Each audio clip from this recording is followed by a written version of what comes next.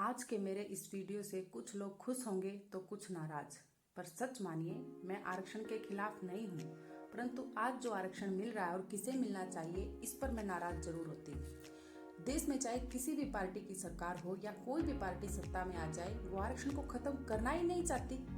पता उन्हें भी है कि आरक्षण दीमक की तरह देश को खा रहा है, परंतु सत्ता के लालच में वो भी इसके विरुद्ध नहीं जाना चाहते, क्योंकि इसका एक बहुत बड़ा कारण यह है कि 72% आबादी को आरक्षण मिला हुआ है और जो 28% है उसमें से 20% आरक्षण लेने के लिए बार बार आवाज उठाते रहते हैं। इसके बाद जो हम जैसों की 8% आबादी बचती है, वो किसी भी पार्टी को सत्ता में नहीं ला सकती और अगर वो हमारा साथ दे तो उनकी जमानत भी जब्त हो सकती है।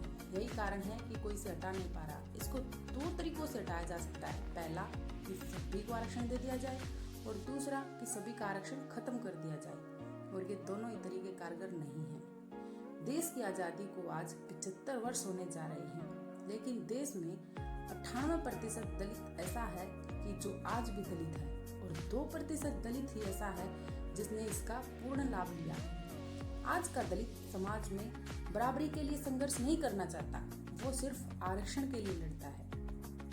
आजादी के बाद जब देश में ये प्रावधान लाया गया, तब 18 वर्ष से ऊपर जिस दलित ने इसका लाभ लिया, उसी के अनुसार आज उस दलित की 5वीं पीढ़ी इसका लाभ ले रही है। क्या आपको लगता है कि 3 बार सीएम बनने के बाद मायावती दलित है?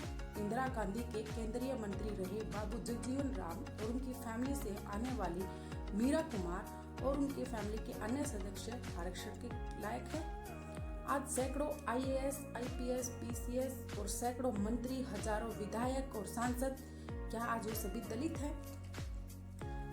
जिन दलितों ने आरक्षण का लाभ लिया, उन लोगों ने एक ऐसा वर्ग बना लिया जो निचले तबके के दलितों को उसका लाभ पहुंचने ही नहीं देना चाहते, और वो ही आज इस समाज का प्रतिनिधित्व कर रहे हैं। जब भी कोई सरकार कुछ करना चाहती है, तभी ये बुद्धिजीवी इन्हें डराने लगते हैं कि ये तुम्हारा आरक्षण खत्म कर देंगे, और वो इतना डर जाते हैं और इनका साथ देने लगते हैं।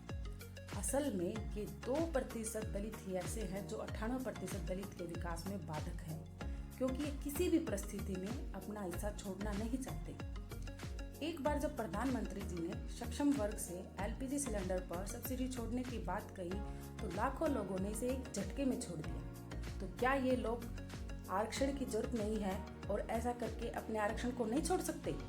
मेरा मानना है कि सरकार को इस पर सख्त कानून बनाना चाहिए कि आरक्षण जाति को नहीं, जरूरत को दिया जाए। सरकार को चाहिए कि जो लोग आरक्षण ले चुके, उनकी पीढ़ी को उच्च स्तर का आरक्षण की सुविधा ना मिले।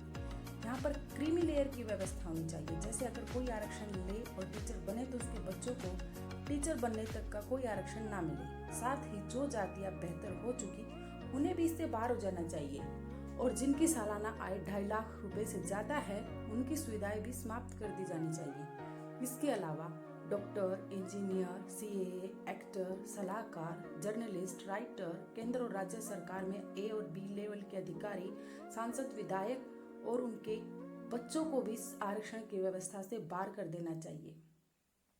मैं ये सभी बातें अपने फायदे के लिए नहीं कह रही हूँ, बल्कि मैं उस कमजोर वर्ग के लिए बोल रही हूँ जो असल में इसका हकदार है।